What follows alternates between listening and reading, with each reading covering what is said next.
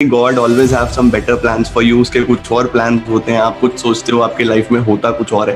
तो उन्होंने मुझे सजेस्ट करा कि क्यों ना हम भैया इसको यूट्यूब पे डालते हैं। तो मैंने फर्स्ट वीडियो वैसे ही उन्होंने ही अपने फोन से शूट कर दिया, नॉर्मली जो हमारे रूम में एक छोटा सा बोर्ड होता था उस पर लगा के वैसे ही शूट कर दिया। उस 1-1.5 साल में बहुत ज़्यादा मैंने भी कंटेंट क्रिएट करा। मतलब लास्ट 3 इयर्स में मैंने 100 वीडियोस अराउंड डाली थी और फिर 1 साल में लगभग 400 वीडियोस अपलोड करी।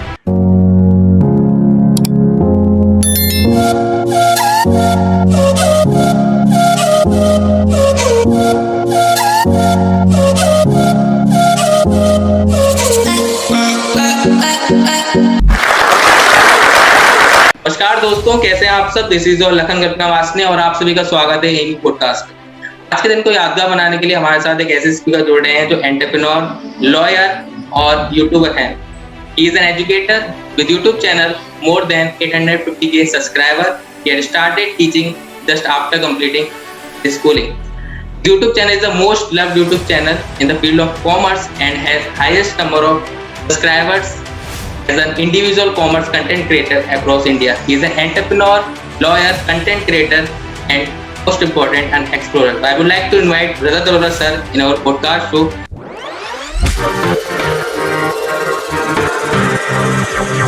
Hello sir, कैसे हैं आप? Thank you so much Lakhan, आपने इतना अच्छा इंट्रोडक्शन दिया। I am all good. I hope आप भी बहुत अच्छे होंगे और सभी हमारे व्यूअर्स को भी मेरी तरफ से गुड इवनिंग, गुड मॉर्निंग, नमस्कार। आई होप सभी व्यूअर्स हमारे बहुत अच्छे से काम कर रहे होंगे और अपने लाइफ को बहुत प्रोडक्टिव बना रहे होंगे। Yes sir. तो अभी सर जो कोविड पीरियड चल रहा है सर, आपका सर कैसा वीक रहा, कैसा मंथ रहा ये? आपने सर क्या क्या चीजें स्टार्ट करी इस मंथ में एंड कितना सर डिफिकल्ट रहा, आसान रहा आपके लिए? कोविड देखो बहुत ही ज़्यादा एक्सट्रीम सिचुएशन था, स्पेसिफिकली सेकेंड वेव। बिकॉज लोगों को ऐसा नहीं है कि सिर्फ बिजनेस पॉइंट ऑफ व्यू से या काम के पॉइंट ऑफ व्यू से देखना, एक मेंटल बहुत ज़्यादा बर्डन रहा। बिकॉज हम लोगों ने अपने बहुत सारे रिलेटिव्स, अपने फ्रेंड्स खोए हैं इस टाइम में।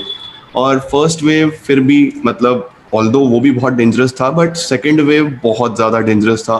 और मुझे लगता है सभी की फैमिली को कहीं ना कहीं इसने बहुत बुरे तरीके से हिट करा है। और अगर काम की बात करें तो फिर वही है कि हम लोग सारे ही बिजनेसेस को देखते हैं। अगर तो बहुत इम्पैक्ट हुआ है एजुकेशन सेक्टर, हम लोग एजुकेशन सेक्टर में काम करते हैं, तो वो तो अभी तक भी अगर देखा जाए तो स्टार्ट नहीं हो पाया है। ऑल्दो ऑनलाइन सारा का सारा सिस्टम चल रहा है, पहले से चल रहा है, बट स्टिल जो जिन लोगों का ऑफलाइन मोड था या जो स्कूल्स हैं या जो बच्चों को भी एक एक्सपोजर चाहिए होता है ऑफलाइन में, जिनको स्कूल्स जाना है, कॉलेजेस जाना है, देखना है सिस्टम कैसे चल रहा है, तो बहुत ज़्यादा ही एक बहुत डिसबैलेंस सा सिस्टम बन गया है। एजुकेशन अगर मैं कहूँ कि पूरा करिकुलम ही बहुत ज़्यादा डाउनफॉल में है और वी आर जस्ट प्रेइंग कि ये सारी चीज़ें जल्दी से ठीक हो जाएं और things get back to normal, so that students as well as teachers और जितने भी हमारे बिजनेसेस हैं जो बहुत बुरे तरीके से इम्पैक्ट हुए हैं इन द लास्ट 2 years और सो, और वो वापस से बैक ऑन ट्रैक आ जाएं। सर तो सर हम जानना चाहेंगे सर कि आपने कैसे स्टार्ट किया था 12th करने के बाद? आपको कब आइडिया आया कि आपको एजुकेटर बनना चाहिए? आपने जस्ट कंप्लीट योर 12th, आपने एजुकेट करना स्टार्ट कर दिया, तो वहां से लेकर अब तक आपने 850 के सब्सक्राइबर जैसे यूट्यूब पर अचीव किए हैं। लाइक आज की डेट में काफी डिफिकल्ट होता है हर एक कंटेंट क्रिएटर के लिए आप इतना कुछ अचीव कर लो, बट आपने सर ये सब किया, वो भी 12th के जस्ट बाद ही। तो आपने सर कैसे स्टार्ट किया? How is your journey sir? Bus journey का तो लखन मैं आपको बताता हूँ कि एक्चुअल में मैंने कभी सोचा नहीं था कि आई विल बी टीचिंग, या मैंने कभी ऐसा सोचा नहीं था कि मैं टीचर बनूंगा या कुछ भी ऐसा होगा। बट वही होता है कि God always have some better plans for you. उसके कुछ और प्लान्स होते हैं, आप कुछ सोचते हो, आपके लाइफ में होता कुछ और है। तो 12th के बाद मैंने थोड़ा नॉर्मली ही वैसे ही पढ़ाना स्टार्ट किया था। बिकॉज 11th-12th में मैंने बहुत प्रॉब्लम्स फेस करे थे। मतलब मेरे स्कूलिंग में थोड़ा सा डिसीजन मेकिंग में एरर रहा। आफ्टर 10th मैंने साइंस ऑप्ट करा पहले, उसके बाद मुझे 2-2.5 महीने के बाद समझ में आया कि नहीं यार साइंस नहीं हो सकता, तो मैंने कॉमर्स ऑप्ट करा। कॉमर्स ऑप्ट करने के बाद भी आप जब स्कूल में जा रहे हो, आप जुलाई अगस्त में कॉमर्स ले रहे हो, सितंबर में आपके हाफ ईयरलीज हैं, तब तक बहुत सारा सिलेबस हो चुका होता है और एक न्यू सिलेबस, एक न्यू स्ट्रीम जिसके बारे में आपको कुछ पता ही नहीं है और आपने उसके सारे बेसिक्स मिस कर दिए। तो उस सिनेरियो में 11th भी बहुत ख़राब गया। फिर 12th में थोड़ी थोड़ी चीज़ें रियलाइज़ हुई कि नहीं, पढ़ना ज़रूरी है, पढ़ना पड़ेगा, अदरवाइज सब कुछ ख़राब हो जाएगा। तो सिचुएशन धीरे धीरे मैंने बेटर करी। 12th में बाय गॉड्स ग्रेस मेहनत करके फिर भी ठीक ठाक नंबर में अचीव कर पाया। और उसके बाद फिर करियर को लेके भी बहुत सारे अप्स एंड डाउन्स मैंने देखे।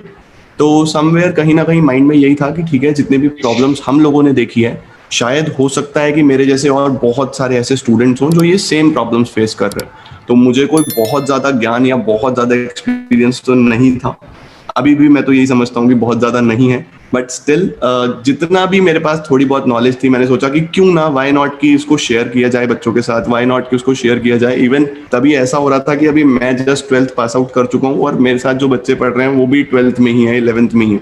तो we are more of like friends, हम लोग एक फ्रेंड्स की तरह, इवन आज भी जितने भी स्टूडेंट्स हमारे साथ कनेक्टेड रहते हैं, एक ऐसा बॉन्ड बना हुआ है कि कोई टीचर वाला बॉन्ड ही नहीं है। एक बहुत अच्छा फैमिली जैसे सिस्टम होता है, एक लाइक ब्रदर सिस्टर्स वाला सिस्टम होता है, बस घर की तरह एक माहौल बना के हम लोग पढ़ाई करते हैं और वही सिस्टम रखते हैं। Because being a teacher is very difficult, to be very honest. एक टीचर, एक गुरु, आज वैसे भी आई थिंक बहुत बड़ा दिन है, हम लोग गुरु पूर्णिमा मनाते हैं।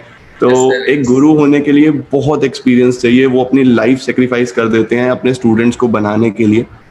तो मैं तो कभी अपने आप को एज अ टीचर मानता ही नहीं हूँ, मैं सिर्फ अपने आप को एक ऐसा इंडिविजुअल मानता हूँ जिसके पास जितनी भी थोड़ी बहुत नॉलेज है वो बस स्टूडेंट्स के साथ शेयर कर रहा है और कुछ नहीं है। तो 12th के बाद ऐसे ही पढ़ाना शुरू करा, धीरे धीरे पढ़ाना शुरू करा। उसके बाद 2017 में हम लोग का एक करियर काउंसलिंग सेशन चल रहा था, नॉर्मली वैसे ही अपने बैच में मैं अपने बच्चों को वैसे ही डिस्कस कर रहा था कि क्या क्या ऑप्शंस रहते हैं। तो उन्होंने मुझे सजेस्ट करा कि क्यों ना हम भैया इसको यूट्यूब पे डालते हैं। तो मैंने फर्स्ट वीडियो वैसे ही उन्होंने ही अपने फ़ोन से शूट कर दिया, नॉर्मली जो हमारे रूम में एक छोटा सा बोर्ड होता था उस पर लगा के वैसे ही शूट कर दिया। अगर आप देखोगे मेरे फर्स्ट वीडियो चैनल पे जाके, तो बस वो वहीं से अपलोड करा। तो उस पर बहुत अच्छा रिस्पांस मिला कि बहुत सारे बच्चों ने बोला कि जब हम ये बना सकते हैं तो फिर हम 11th-12th का कंटेंट क्यों नहीं बना सकते। तो 2017 के बाद फिर ऐसे ही धीरे धीरे करना शुरू करा। 2 से 3 साल लगे मुझे 2020 तक 1 लाख सब्सक्राइबर्स गेन करने में। मतलब 3 साल में 1 लाख सब्सक्राइबर गेन करे। उसके बाद कोविड वाला सिचुएशन आ गया, सारे बच्चे घर से पढ़ने लगे, ऑनलाइन मोड को थोड़ा सा पुश मिला, तो जिस वजह से और एफर्ट बहुत डाला उस टाइम पे, क्योंकि एक मॉरल ऑब्लिगेशन लगा कि इतने बच्चे जुड़े हुए हैं तो वो सब घर से पढ़ रहे हैं, तो उनके लिए कंटेंट भी बनाना है। तो उस 1-1.5 साल में बहुत ज़्यादा मैंने भी कंटेंट क्रिएट करा। मतलब लास्ट 3 इयर्स में मैंने 100 वीडियोस अराउंड डाली थी और फिर 1 साल में लगभग 400 वीडियोस अपलोड करी। तो वहीं से एक कंटेंट 4 टाइम्स हो गया, तो सब्सक्राइबर काउंट भी, बच्चों का भी ट्रस्ट बना, वो भी कई गुना, मैनी फोल्ड्स इन रिटर्न। वो कहते हैं ना कि अगर आप कुछ अच्छा करते हो तो वो मैनी फोल्ड्स रिटर्न आता है आपके पास। इसी तरीके से ग्रो करते करते बस आज आप सबको पता ही है कि कितना बच्चों का सपोर्ट मिलता है, कितना ज़्यादा एक प्यार मिलता है, और वही सबसे बड़ी चीज़ है। इसी तरीके से जर्नी रही है, बहुत अप्स एंड डाउन्स रहे हैं, बट जो भी हुआ है बहुत अच्छा रहा है। Very nice, amazing. Yes sir, आपकी जर्नी काफी कुछ सीखने को मिलता है कि आप 3 साल तक तो सर आपने 100 व्यूज डाली, फिर आपने 4 गुना उसका मल्टीपल किया, तो आपको उतना ही आपको रेस्पॉन्स अच्छा मिला। तो सर स्टार्टिंग में जब कोई क्रिएटर जब अपना यूट्यूब चैनल स्टार्ट करता है तो उसको पहली 1-2 वीडियोस बनाने के बाद उसका मोराल सेम नहीं रह पाता। वो कहता है कि भाई हमारे सब्सक्राइबर्स नहीं बढ़ रहे, व्यूज नहीं आ रहे। तो आप कि इस जर्नी के बारे में सर मैं जानना चाहूंगा कि आपने जब अपना यूट्यूब चैनल स्टार्ट किया था तो स्टार्टिंग में क्या-क्या चीजें आपने फेस करी, क्या-क्या चीजें आपको लगी कि वो चीजें आपको शेयर करनी चाहिए ताकि फिर और जो नए कंटेंट क्रिएटर्स आएंगे वो इस चीज पर देख पाएंगे सर? मोराल तो मेरा भी बहुत डाउन हो गया था इनिशियली, क्योंकि जब मैंने फर्स्ट वीडियो डाला तो फर्स्ट पे तो ये होता है कि हम लोग उसको सब जगह खुद ही शेयर करते हैं कि अपने फ्रेंड्स को कर दिया, रिलेटिव्स को कर दिया, तो उस पर आपको बहुत अच्छा रिस्पांस मिलता है। मतलब कोई भी फर्स्ट वीडियो डालता है तो उसको ऐसा लगता है कि हाँ हो गया भाई, बहुत अच्छा चल रहा है। तो उस पर आपको एक बहुत अच्छे सब्सक्राइबर्स भी मिलते हैं, आपको बहुत अच्छे व्यूअर्स भी मिलते हैं। बट उसके बाद जब आप सेकंड डालते हो तो आप रियलाइज करते हो कि यार अब थोड़े से व्यूज ना डाउनफॉल पे आ गए हैं, कम आ गए हैं, क्योंकि हमारे सब्सक्राइबर्स, हमारे व्यूअर्स वही अपने अपने लोग हैं। तो अपने घर वाले भी एक ह्यूमन नेचर है, वो कब तक आपको सपोर्ट करेंगे, कब तक आपको देखेंगे। उन्होंने एक बार सब्सक्राइब कर दिया तो उसके बाद अब होगा नहीं होगा, उसके बाद द मेजर टास्क इज कि आप बाहर वाले लोगों तक कैसे रीच आउट कर पा रहे हो। तो मैंने initially I think first month में 3-4 वीडियोस डाली थी, क्योंकि आई बिलोंग टू सहारनपुर और यहाँ पे तो किसी को पता ही नहीं है कि मतलब ऐसा भी कुछ होता था या नहीं। और बैक इन 2017 उस टाइम पे तो बिल्कुल भी नहीं था। अब तो फिर भी सब कुछ, इंटरनेट इतना ज्यादा स्प्रेड हो चुका है, हर घर में हर जगह वाईफाई पहुंच गए हैं, इंटरनेट पहुंच गया है। तो अब फिर भी आपके पास एक यूट्यूब पे सब कुछ अवेलेबल है, आप देख सकते हो, बट कोई गाइड करने वाला नहीं, कोई बताने वाला नहीं। बस वैसे ही स्टूडेंट्स ने बोला कि चलो ठीक है डालते हैं, तो ठीक है डालते हैं, करना शुरू कर दिया। उसके बाद 1 मंथ के बाद ऐसा हुआ कि मैं वीडियो अपलोड कर रहा हूँ, कुछ भी नहीं, 10 15 20 व्यूज आ रहे हैं, 25 आ रहे हैं, 50 आ रहे हैं, वही बस अपने स्टूडेंट्स देख रहे हैं, उसके अलावा कुछ नहीं। तो बस ऐसे करा। तो एक दिन नॉर्मली वैसे ही ग्रुप में बात हो रही थी कुछ, तो मुझे कुछ बच्चों ने वैसे ही बताया कि भैया आपके बारे में ना डिस्कशन हो रही थी, और वहां पे डिस्कशन ये चल रही थी कि क्या रे, क्या टाइम पास करते रहते हैं, क्या फायदा है वीडियो डाल के, कुछ नहीं दिख रहा, कुछ पता नहीं चल रहा, उल्टी सीधी वीडियो है, वॉइस नहीं आ रही, कुछ नहीं आ रही। तो समवेयर वो चीज ना मुझे हिट करी कि यार ये क्या बात हुई, अगर मैं कुछ बना रहा हूँ, मुझे नहीं आता, ठीक है यार, तो अगर आप लोग अप्रिशिएट नहीं कर सकते तो कम से कम बुरा भी ना बोलो। तो समवेयर ऐसा हिट हुआ कि यार नहीं, अब तो इसको और इम्प्रूव करना है, कि ठीक है मुझे किसी को कोई जवाब नहीं देना, लेकिन ऐसा काम करना है कि वो काम जवाब दे, कि वो काम बोलना चाहिए कि हाँ ठीक है यार, अगर आपने कुछ शुरू करा है तो उस चीज को इतने अच्छे से डेवलप करो, क्योंकि हर इंडिविजुअल जीरो से शुरू करता है। कोई भी कंटेंट क्रिएटर ऐसा नहीं है कि वो बहुत परफेक्ट हो गए पहले दिन से परफेक्शन के साथ काम कर रहा है। आपका कॉन्फिडेंस धीरे धीरे बिल्डअप होता है, आपको चीजें पता लगती हैं। फिर मैंने धीरे धीरे नॉलेज गैदर करनी शुरू करी, अपना ऑडियो सिस्टम ठीक करा। वीडियोस तो मैंने नियर अबाउट 2.5 लाख सब्सक्राइबर्स तक फोन से ही बनाई है, मतलब फोन में ही अच्छा कैमरा बढ़िया दिखता है, सब बढ़िया। आजकल तो फोन नहीं है, फोन कैमरा है। हर इंसान पहले कैमरा चेक करता है कि फोन क्या है क्या नहीं है। बस एक माइक ले लिया था, आई थिंक वो भी माइक मेरा 250 रुपीज का आ गया था। मुझे नहीं पता था उस टाइम पे बोया का भी कोई माइक होता है या क्या होता है, नॉर्मली मैंने मार्केट से ले लिया और उससे बस ठीक ठाक अपना वीडियोस। जैसे ही मेरा ऑडियो इंप्रूव हुआ तो मुझे वहां पे एक बहुत ट्रिमेंडस चेंज दिखा, क्योंकि मेरे वीडियोस में क्या प्रॉब्लम आ रही थी कि कंटेंट तो ठीक था, बट सुनने में बहुत दिक्कत होती थी, कि जो लोग हेडफोन्स लगा के बैठे हैं उनको तो बढ़िया सुन रहा है, बट नॉर्मली बहुत दिक्कत आती थी। तो वहां से मुझे एक चीज पॉइंट आउट हुई कि हाँ यार, ऑडियो इज द किंग। अगर आप ऑडियो को इम्प्रूव कर सकते हो और आपका कंटेंट बहुत अच्छा है ना, तो आपकी वीडियो कम ज्यादा भी होगी तो चलेगा। हम लोग क्या है, हम लोग एजुकेशनल कंटेंट क्रिएटर्स हैं, हमें कोई बहुत ज्यादा एडिटिंग नहीं करनी, हमें कोई बहुत ज्यादा दिखाना नहीं है। मैं व्लॉगर भी नहीं हूँ कि मुझे सब कुछ बहुत बढ़िया दिखाना है। तो मुझे तो एक व्हाइट बोर्ड पे बस दिखना चाहिए बच्चे को, और मेरी टीचिंग स्किल्स कैसी हैं, मेरा ऑडियो कैसा है, वहां से इंप्रूव हो सकता है। उसके बाद फिर इंप्रूवमेंट बढ़ने लगा। फिर मैंने थोड़ा सा बच्चों को भी पुश करना शुरू करा कि यार शेयर करो, अपने दूसरे ग्रुप्स में शेयर करो। मुझे उनका बहुत सपोर्ट मिला, स्टूडेंट्स ने बहुत ज्यादा शेयर करा, तो हमारे सिटी में स्प्रेड हो गया। ऐसे उनके रिलेटिव्स, उनके कजन्स वगैरह, वो स्प्रेड होता होता शेयरिंग होते होते बस इस तरीके से ही सारा सिस्टम बन गया। और वो मोटिवेशन फिर वही बना कि जब आपको एंगेजमेंट मिलता है, जब आपको कमेंट्स मिलते हैं कि बच्चे ही आपको इतना ज्यादा अप्रिशिएट कर रहे हैं कि आप और बनाओ और बनाओ, फिर मैंने छोड़ दिया यार सोचना कि लोग क्या बोलेंगे, क्या कहते हैं, अच्छी है बुरी है, आई डोंट केयर। मैं सिर्फ उन बच्चों के लिए काम करता गया जो अप्रिशिएट कर रहे थे। अगर वो 5 7 10 भी अप्रिशिएट कर रहे थे, वो बहुत बड़ा मोटिवेशन था। और आज अब इतने लाखों बच्चे जुड़ गए हैं, तो वो बहुत अच्छा लगता है कि वो that was one of the best step of my life, कि मैंने क्विट नहीं करा। अगर मैं उस टाइम क्विट कर देता तो शायद कुछ भी ना हो पाता। सर तो सर लाइक बिकम यूट्यूबर आपने फिर जैसे कि मैंने आपके बारे में पढ़ा था, आप सर लॉयर भी हैं और आप एंटरप्रेन्योर भी हैं। तो सर आप उस तरीके से फिर आपने कैसे ट्रांसफॉर्म किया अपने आप को कि आप लॉयर भी हैं और एंटरप्रेन्योर भी हैं सर यूट्यूब के एक्चुअली साथ साथ? लॉयर बनने का, एलएलबी करने का मेरा मकसद सिर्फ यही था कि मैं एक स्कूलिंग के बाद अपना एक ऐसा ऑप्शन चाहता था। हमेशा से मैंने ये सुना था कि प्रोफेशनल्स की लाइफ ना बहुत सेट होती है। मैंने हमेशा से सुना था कि जो प्रोफेशनल लोग हैं ना, चाहे वो डॉक्टर्स हैं, चाहे वो चार्टर्ड अकाउंटेंट्स हैं, चाहे वो लॉयर्स हैं, मतलब उनकी लाइफ में अप्स एंड डाउन्स नहीं आते। लाइक कोविड भी आया तो ऐसा लोगों का मानना ये है कि बिजनेसेस भी चलो बंद हो गए या जो भी काम हो रहे हैं, लेकिन प्रोफेशनल लोगों की नीड हमेशा रहती ही है, चाहे कोई भी सिनेरियो आ जाए। तो प्रोफेशनली मैंने सुना कि यार प्रोफेशन में मैं क्या कर सकता हूँ, क्या मैं सीए कर सकता हूँ। ठीक है, मैंने फिर उसके बाद अपना 12th के बाद सीए भी स्टार्ट किया था, जो कि मैंने कभी कंप्लीट नहीं करा। मैंने सीए फाइनल के एग्जाम्स ही नहीं दिए, क्योंकि टाइम ही नहीं बचा इतना कि मैं उतनी पढ़ाई कर पाऊँ या एग्जाम दे पाऊँ। तो एक पर्पस ये भी था एलएलबी करने का कि मुझे किसी ने सजेस्ट किया था कि इन केस आपकी सीए नहीं होती और आपको इसी टैक्सेशन की स्ट्रीम में जाना है, तो आपकी एलएलबी आपको हेल्प करेगी टैक्स में। आप एटलीस्ट टैक्स एडवोकेट बन के तो काम कर पाओगे, क्योंकि टीचिंग वीचिंग का तो उस टाइम ऐसा कुछ था ही नहीं कि टीचर बनना है। मन में था कि या तो सीए बनेंगे या फिर कुछ इस तरीके से काम करेंगे। बट फिर वो साइमल्टेनियसली चीजें, मैंने शुरू में ही बोला कि God always have some different plans for you. वो प्लान बी कह लो, या इसमें इतना ज्यादा रिस्पॉन्स मिलने लगा, मैं चीजों में इतना ज्यादा एंगेज हो गया कि मेरा बस ये था कि साथ साथ एलएलबी भी हो गया, और वो एक लॉयर वाला टैग भी है कि अगर मुझे आज इनकम टैक्स जीएसटी का सारा काम मुझे अगर आता है और मुझे वो भी प्रैक्टिस करना है, तो मैं वो भी कर सकता हूँ या वो भी देख सकता हूँ। एक ये वाला सिस्टम साथ साथ मैनेज होके चलता रहा और चीजें बेटर होती चली गई। बट फिर यही था कि इस चीज को साइड में रखता हूँ। जो काम कर रहा हूँ, जैसे एजुकेशन के फील्ड में हम लोग आगे जा रहे हैं, तो मैं ऑफलाइन अगर पढ़ा रहा हूँ, ऑफलाइन में सिर्फ अपने सिटी में अपने स्टूडेंट्स तक रीच आउट कर पा रहा था, but there are lakhs of students जो ये लोग ये बोलते थे कि हमारे एरिया में क्वालिटी एजुकेशन नहीं है। अब यूट्यूब पे क्या होता है कि यूट्यूब पे आपका वन वे इंटरेक्शन होता है। वन वे इंटरेक्शन, आपने वीडियो बनाया, उसके बाद आप या तो कमेंट सेक्शन में बच्चों के साथ इंटरेक्ट कर सकते हो, या फिर आप लाइव क्लासेस ले सकते हो। अब लाइव क्लासेस में भी बहुत सारे कई बार डिस्ट्रैक्शंस आते हैं कि बहुत सारे स्पैम कमेंट्स आ रहे हैं, या फिर बच्चे आपस में पढ़ाई नहीं कर रहे हैं, एक दूसरे से ही लगे हुए हैं बात करने में, और वो चलता रहता है। मतलब कि आपको जो एक सराउंडिंग चाहिए वो नहीं मिल सकती।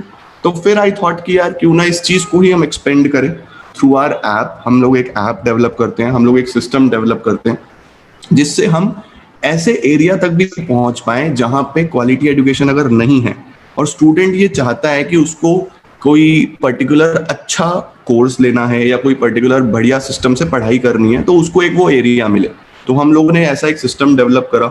उसके बाद हमने देखा कि क्या क्या प्रॉब्लम्स आती हैं बच्चों को ऑनलाइन स्टडीज में। तो मेजर जो प्रॉब्लम मैंने देखी वो था डाउट सपोर्ट, कि डाउट्स नहीं हो सकते। तो हम लोगों ने अपने बैकएंड से अपना डाउट सपोर्ट इतना स्ट्रांग बनाया कि अगर बच्चे को कभी भी डाउट आ रहा है तो उसका डाउट सॉर्ट आउट हो जाए। अगर मैं अवेलेबल नहीं हूं तो कोई और अवेलेबल हो, कोई और अवेलेबल नहीं है तो तीसरा इंडिविजुअल अवेलेबल हो, वो भी नहीं है तो कोई और अवेलेबल हो।